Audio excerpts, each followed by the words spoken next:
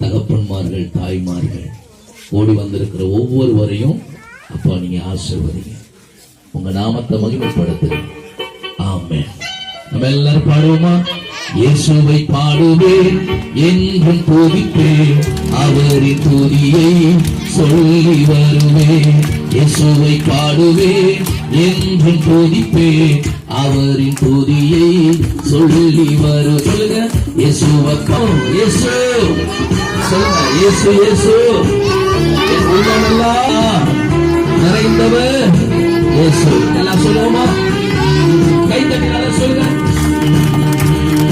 இயேசு இயேசு இயேசு என் உள்ளமெல்லாம் நிறைந்தவர் இயேசு.